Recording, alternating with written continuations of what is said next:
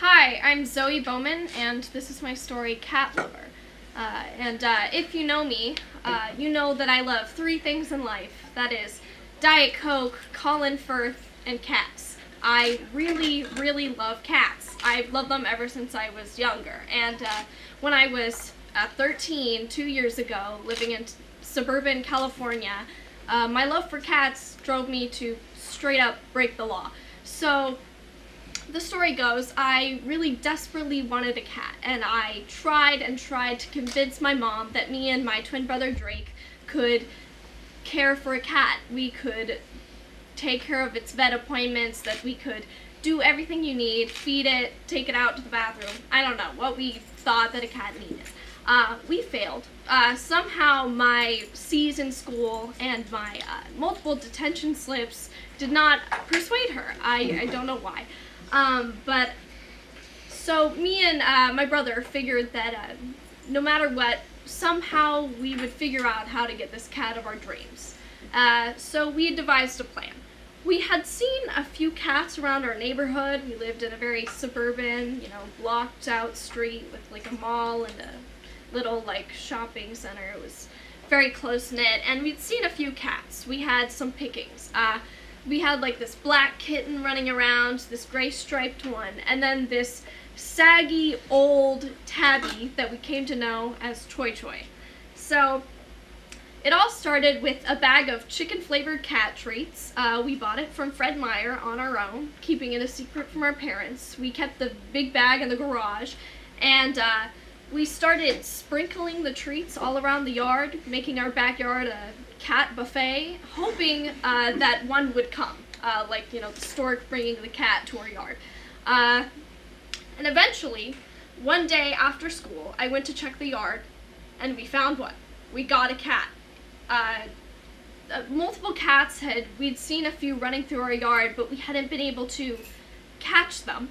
But this one was sniffing around, eating the little pebbles we had dropped off, and I was the only one home, and I took advantage of it.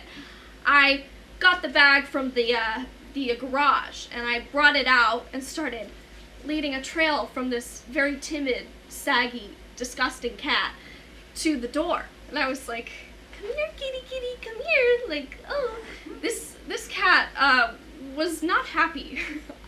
But it followed the treats anyway. It was a hungry cat, I assume, and I realized that this cat had a collar on it. So it wasn't the stray cat that we had hoped for. It had a collar, and as it got closer, I led it to a big pile of treats in front of me.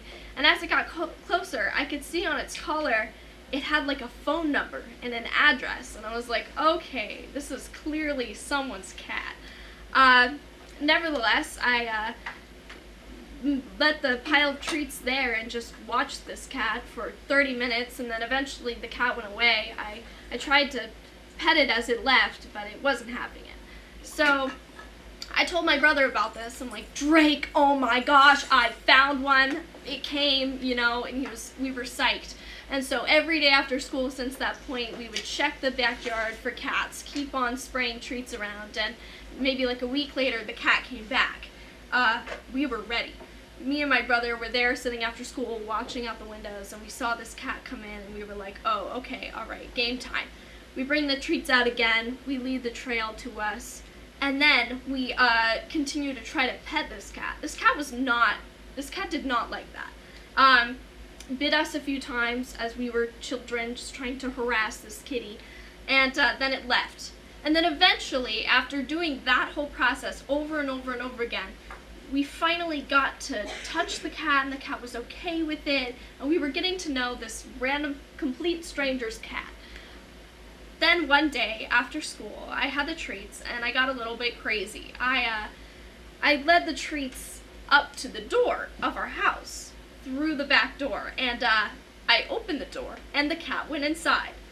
The cat, which was not our cat, was now in our house. I could not control this cat. It was a very stressful time. The cat proceeded to go on all of the counters, all of the furniture, jump on top of the fridge. I didn't know what to do. I was like, "Kitty, kitty." I resorted to eventually just picking up the cat, manhandling it, and throwing it out the door. again, it was not a happy cat, but it loved our food, so it kept coming back. And the cat continued to come back even after that rough interaction. And eventually, over the winter time, our whole family just adopted this cat into our household. The cat would lay down on our heated floors and love life. And even my parents were like, okay, we don't have to pay for its vet appointments. We don't have to take it outside because it already poops outside anyway. It became our cat for a whole year. And then when we moved here, after a year of just housing that cat, wild time, we had to say goodbye because we moved here and one day we just shoved him out the door one more time and never saw him again because we moved. It was sad, but that cat was not our cat, and I don't know how we got away with that, but thank you.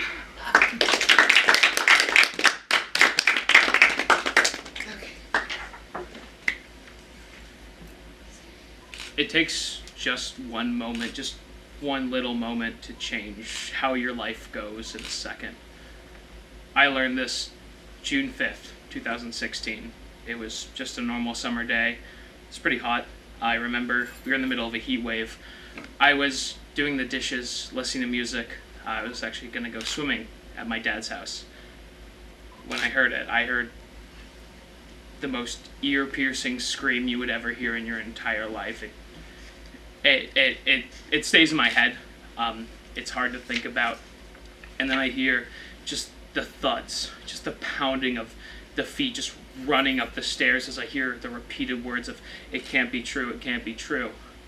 My mom, in tears and hysteria, is running up the stairs. She grabs the remote, turns on the TV. I have no idea what's going on. I try and see what's happening, and she says, "It can't be true.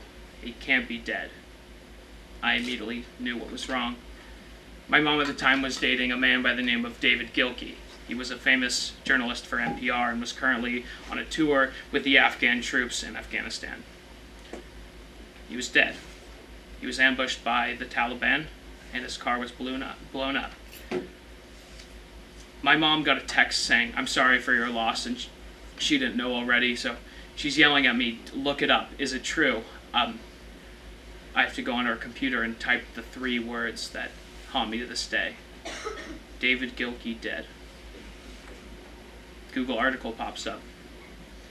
I then have to confirm. I told my mom the love of her life was dead. She goes into mass hysteria. I hear the thudding of my brother running down the stairs. He doesn't know what's going on. He doesn't know what to do. I didn't.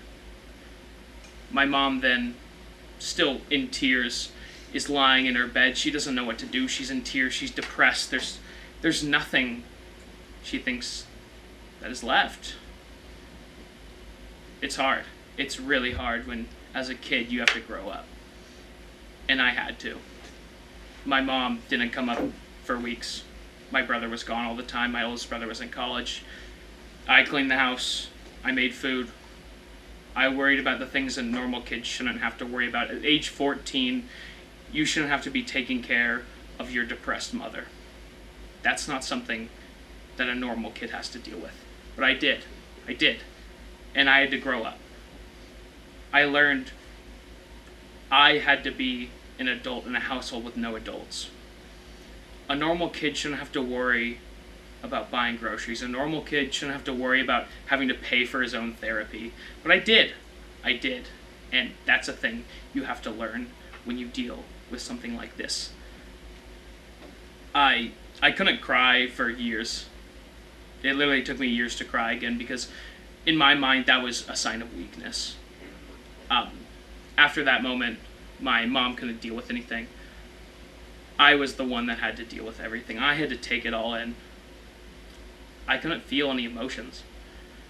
I forced myself to stop. When you don't feel, that's a strange feeling. When someone dies, when you watch someone have a seizure in front of you at a school dance and you don't feel anything. When you hear about a loved one who's dead, you don't feel anything. That's the scariest feeling of your life. Because you don't know if you're a monster or not. I forced myself to not feel. because I felt like I had to. You learn from endings. I've learned that. And they always start a new beginning. For me, I started to learn that you can't take everything on yourself. It's not always your fault. There's nothing you can do but move forward, and that's something I've tried to live by since then. I was hurt. My family was hurt. I didn't know what to do. And for the longest time, I didn't know how to move on. I didn't know how to live. I felt like I was powerless. Like what do I do? Because my mom's depressed. She's not coming up. How am I supposed to take care of a household? How am I supposed to be the one worrying about if we can live in a house or not? Because that's not something a kid should worry about, but I did. And it was at that day, that moment, I realized I wasn't a normal kid. I wasn't a kid at all. I had to grow up. And that day is when I learned every ending starts the beginning of something new. The title of my story is one time I swallowed a small metal soldier. Basically, when I was thinking about what story I would tell, I had decided between two stories, both of which was when I was living in England, and it kind of made me think about how crazy me and my family were in England compared to now, and that could be for a lot of reasons, really. I mean, some people say like the wind flow is different over there, or I honestly say it's just because my parents drink 3 cups of tea a day, and honestly that can do crazy things to your mind. But yeah, so I decided on this story, and it happened when I was about 6 or 7, I'm not really sure. I kind of blend all those first 10 years into one long era of time, so I don't really know when it was. But as you know, 6-year-olds and young people like that, they do really, really random and crazy stuff, and there's no way you could explain it. You can't have any explanation on why they do this kind of things. But on my 6th or 7th birthday, we went to this town called Bath, which is an old Roman city, and it's called Bath because of these huge, huge pools that they have that people would bathe in, and that they were constantly heated, and obviously they don't use them anymore because they realize that people pee and poop in them, so it's a little unsanitary these days, but they're really impressive, and my grandma took me to this gift shop there, and she bought me this tiny metal figurine of a soldier, and I was really happy with it, and we went back to the campsite we were staying at, and I looked at him, and I was really happy with it, and I thanked my grandma, and that was one of my favourite birthday presents I got that year. And so about a week later, I was in my bed, and for some reason I'd always get really bored before I went to sleep. I was never a good sleeper. I would always be up listening to like audiobooks of Harry Potter, or reading, or just jumping up and down in my bed for hours on end. And I remember looking at this little figurine and just kind of fidgeting with it. And this is one of those things that you can't explain. It's one of those random things. I was curious on what it would taste like. So I put it in my mouth, and I was kind of just kind of chewing on it, and I was really curious to see what it tastes like. And I was getting tired, so I laid down on my bed like this, and I was just staring at the ceiling with it in my mouth. And all of a sudden, like this, I just swallow it. And I'm so shocked because I didn't think that was going to be possible for some bizarre reason. I think that putting a small thing in my mouth would be able to be swallowed. And I rushed down to my parents' bedroom and I say, "Mom, I swallowed the toy Grandma gave me." And she's like, "What the hell?" And then they go through the whole like parent thing where they just keep asking you why you did that. And I don't know, as I said, I can't really explain that. So they rushed me to the emergency room, and I remember sitting on the chairs outside the emergency room because they couldn't put me in immediately, and just thinking to myself like, why did I do that? I was probably the most idiotic things I could have ever done. I remember like the World Cup was playing on one of the TVs there. I remember watching that and just thinking to myself how much of a complete idiot I was for that. And they took me into the room, and basically what my mum told me as a kind of a simplified version is that the soldier could have either gone into my lungs or my stomach. And obviously if they went into the lungs, that would have been it, and I would have been dead, and I would have choked and died. So that was really scary. But what was almost scary for me was that they told me that the way to get it out of my body was I was going to have to poop it out into a sieve. So for the next week, 6-year-old Archie, this tiny little kid, had to sit on the toilet with a sieve underneath the toilet seat, looking for that shiny metal soldier to take out. And I said this at the start, English people are really crazy, so looking back on this, this is a little weird, but we basically, we clean the soldier off and we put it on our mantelpiece above our fireplace as kind of a souvenir to say how lucky we are that he's alive. And to this day, we brought it with us to America, and it's still a little metal soldier on our fireplace. And yeah, that's my story. So the other day, in this cold, dark February time, I was watching YouTube, and we all watch YouTube, to be honest. First it started with the funny little cat videos, and then I moved on to like the theory film videos, like is Harry Potter in the same universe as Star Wars, all that kind of stuff. And eventually I stumbled on one of those travel videos, like going to all 50 states and filming it. And in this case, it was New Hampshire. And I actually have some connection to New Hampshire. You see, each year since I was a little baby at age 0, I went to New Hampshire. My mom used to work there, and later in my childhood we went there once a week because they were camp doctors. The gymnastics area was heaven for a little kid. I also got to make little buttons, and let me tell you, having a little kid make buttons is amazing, blows your mind. And eventually I got to be in a cabin for about 7 weeks in the summer. 7 full weeks in the same bunk with the same kids year after year. You get pretty close with them, and they're all from the East Coast, mostly from Connecticut and New York. One of my closest friends is named Edon Lesham. Now, I have a great time with Edon. Me and him are still incredibly close. So, when I was watching this new YouTube video, it was talking about, it's streamed by this basketball court. And, you know, summer camp, one of the activities we play is basketball. And so we were at basketball, there's a basketball instructor, you know, you dribble, and you throw a little basketball through the hoop, and then, you know, we have to run because, you know, we're little kids and we can be a little misbehaved. And so we're all running around our laps around the court. And then all I hear is a whack! You know what happened? Edon slammed his head directly into a pole. Like one of those basketball poles that hold up the net. I don't even know how. I mean, honestly, it's like this thick pole, and he ran into it, like one of those little SpongeBob cartoons. And he woke up, and guess what? Poor Edon got a concussion. And so we took him to the little health center there, and eventually I hang out with him after school, after the activity, and we still talk about it all the time. I mean, how many times did someone run into a pole? Eventually he healed quickly, but we still laughed about it year after year. Hey, how's your head feeling after that pole? Now, this summer camp is extremely special to me, because each year the activities get better and better, and we get closer and closer.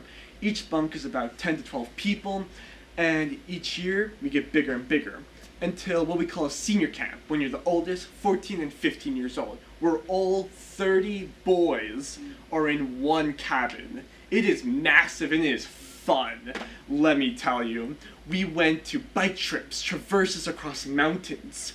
We went even to Quebec once. It's in New Hampshire, so it's not actually that far away, you know, because of the states map thing.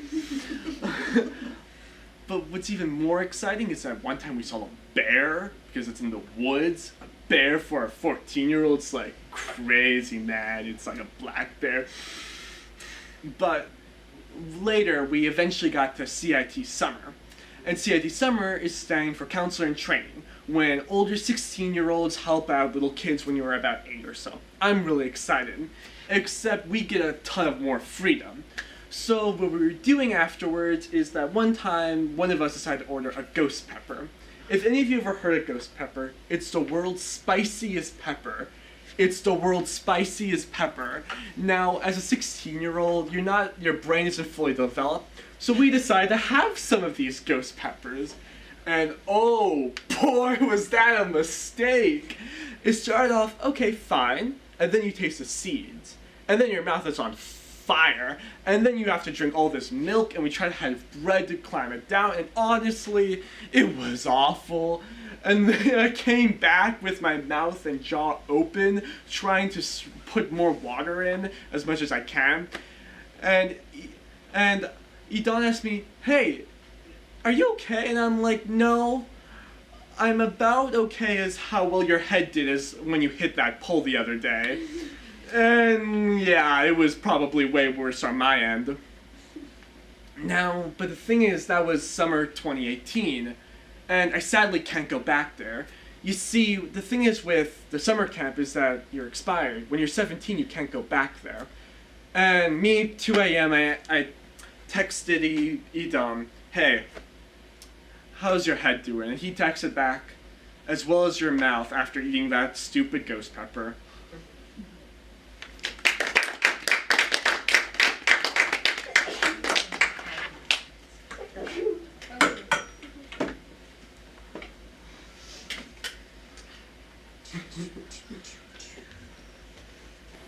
So I want you to picture this, me as a 4-year-old. I had really curly pigtails and I had no front teeth and I wore pink Crocs every single day and I still wear pink Crocs very often. So my dad had gotten pneumonia and he was stuck at home, so my mom decided to take us on the tram up to OHSU for the day just to spend it there and eat lunch so that my dad could have the house to himself. We were on the tram and we got up there and it was the best experience ever, and we went to the cafeteria, and the first moment we walked in there, I saw a beautiful ice cream sandwich. Me being a 4-year-old, I was very, very excited. I was so excited about this ice cream sandwich, but I thought I would remain calm and just wait until we ate lunch because I knew I would have a better possibility of attaining this ice cream sandwich. So we sit down and my mom pulls out the homemade peanut butter and jelly sandwiches that are shaped like Mickey Mouse, crusts off, of course. And we start eating them and then we finish. And I saw my time slot closing fast. So I did what any sane, level-headed 4-year-old would do. I threw a massive temper tantrum. I think every single doctor in the cafeteria heard it. I was very proud of myself because it was completely fake.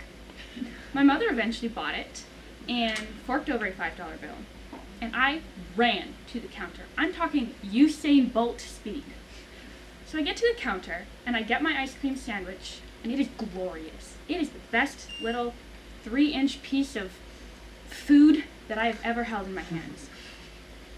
So I'm running back to the table, still at Usain Bolt speed. And this lady, she was probably 60. She was a little big-boned, and so when she tried to turn around to look before pushing out her chair, she couldn't quite see over her shoulder. Well, that's when I ran by. The second she pushed her chair into the aisle, little tiny 4-year-old me, running loud as ever with my Crocs on, was rammed by a chair. I fell face first onto the corner of the table, and I split my forehead open immediately. I saw the ice cream sandwich slip out of my hands in slow motion. It was petrifying. So I'm on the ground, there's blood pouring out of my forehead. My mom notices the commotion, immediately stands up, knocks her purse completely over. All of the contents are on the table. She runs over, she says, "Help, we need a doctor." And because we were at OHSU, about 12 heads popped up, like whack-a-mole. It was ridiculous. So my papa grabs me and he puts me over his shoulder, and there are 4 doctors running behind us, and we go to the ER, and this whole time I'm thinking, man, my head hurts. That ice cream sandwich would have been so great. In all the commotion and the bloody trail, my mother noticed that she left her purse. God forbid. So she does what any logical person would do. She had to make the decision, daughter or purse. Of course, she chose the logical purse. So she turns around, she's running back to get her purse. The contents are all over the table. She gets there, and my twin brother, who's 4 years old, had gone through the puddle of mud and gotten my ice cream sandwich and was sitting at the table eating it. When I heard he ate my ice cream sandwich after I had gotten stitches in my head, the amount of fury that was inside of me was crazy. I still hold that fury within me. So my mom picked up all of the items in her purse, completely ignored the fact that she had forgotten about my brother in the cafeteria, and ran back to my room. At that point, I was in my bed, I was doing fine, I didn't feel any pain. However, they were going to put stitches in my forehead, and not anyone, no, a medical student. My mom was having none of this. Remember my hissy fit I threw? Multiply that by 1,000, and that is the hissy fit my mother threw. She demanded a plastic surgeon. So we waited 4 hours for a plastic surgeon to come from another hospital and do stitches in my face. Now, one of the highlights of this experience was I was placed into a room. And this room, incredible. I had my own bed. It was a big girl bed, of course. And I remember there was this sweet old lady wearing a purple vest, and she sat through my entire surgery because they put me under general anesthesia for some reason. Maybe like low pain tolerance, but she held my hand the entire time, and she was so nice. But the key element of this room was there was a toilet in the cupboard. It was incredible. When I got out of the hospital, I went home, and I never got my ice cream sandwich. Thank you. How old are you?